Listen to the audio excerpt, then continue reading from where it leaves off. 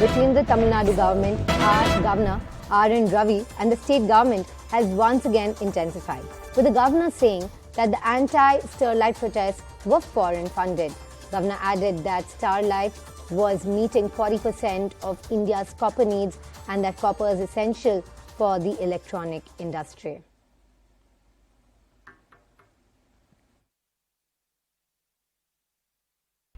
It was a purely foreign funded entire activities which led to the protest, unfortunate police firing, and that cost innocent lives. That is a very sad part of it.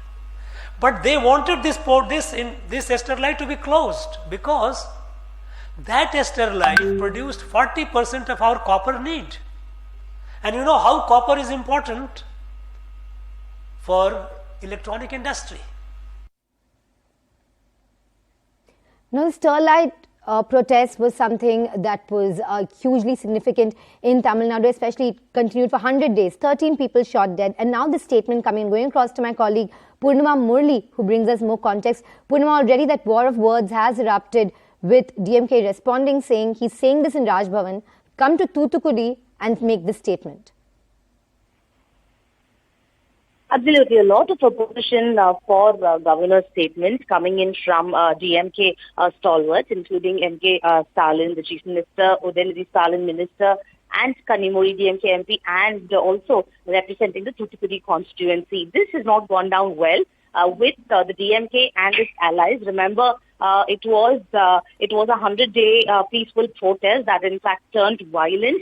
And there was a committee, in fact, that looked into the firing because the DMK, then the opposition, also said that it was the police firing who gave permission to police to open fire at these protesters. So that was a political debate. Now, with governor saying that these protests were funded and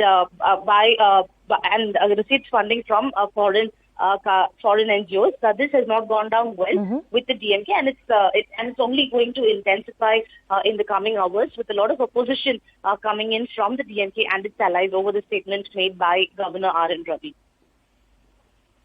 Absolutely, Purnima. Stay with us. We're also joined by Mr. Narayan Tirupati of the BJP. Very good morning to you, sir. So this sort of statements that's come in, that the Sterlite protest was foreign funded. Does the BJP support this statement of Governor R. Ravi? First of all, we need to understand that in Tamil Nadu, the media has been, forgetting, or they are trying to hide that. The governor also said that it was most unfortunate and a very sad incident that happened on that day, that the people were killed. So, starting from that, we need to understand that the entire protest was organized or instigated by some evil forces. Definitely some anti-national forces and anti-social elements. They have intruded into this protest, and that is the reason for the entire happening. That is what Mr. R.N. Ravi has mentioned. Whatever he had said is right.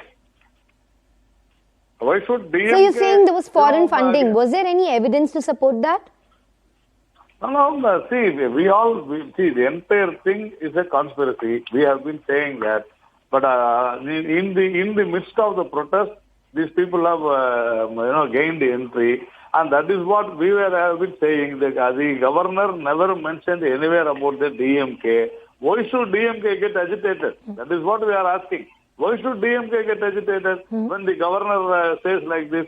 What is the problem for DMK? See, it was they used these incidents to destabilize the AIDMK government. They used these incidents to create a law and order problem. That is what we have been charging.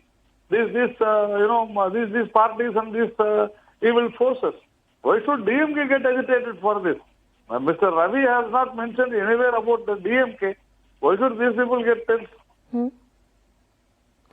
So the whole Sterlite protest and the subsequent deaths are a very emotional and emotive issue for the state. So the ruling party definitely does have a lot of emotion attached to that incident. So it's understandable that they've responded to the statement. Even though it's not an attack on the party, it's an attack on the people of Tamil Nadu who are part of those peaceful protests, which then, turned violent. We are all Tamils. Okay, even we are all Tamils. We are also concerned. And the DMK cannot, claim ownership for Tamil Nadu or Tamilians. So that is not right. DMK was an opposition party. They also used this opportunity. That's all. And we have been saying that definitely anti-social elements and members of some NGOs were also there during the firing. We all know that. And the entire list out of 13, some innocent people, literally they died.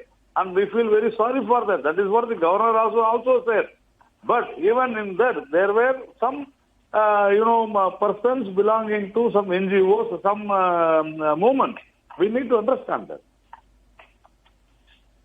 Sir, but every time there's a speech from the governor, it ends up being a confrontation with the state government. It ends up being an escalation of the war of words. How do you view that? No, the state government or the DMK want the governor to be the puppet, or they want the governor to be in their hands, which is not possible. This is a democratic country. He is a constitutional head, and he has got the liberty, he has got the freedom of speech, freedom of expression, and he knows what he is doing. He is not an ordinary person. He is also an IPS. He has served in various capacities. He knows what he is talking. All right, sir. We'll leave it at that. Thank you very much for joining us on this broadcast with your views. All right. So the Sterlite protests took place in 2018. They took place for about 100 days. And then there was police firing, which resulted in 13 people being killed. There was a CBI inquiry into the shooting as well, which did not yield much, and it has not been conclusive as of now. This happened under the AIADMK government in 2018. And the final report on that massacre had actually pinned the blame on the senior police officials, and that is still under consideration of legal advisors. That was something that the DMK had said, and the final report would have been tabled in that State Assembly. As you can see, what Udayanathi is saying is it was a peaceful protest, and that 13 people were killed due to the police firing. And these comments coming in, all right, going across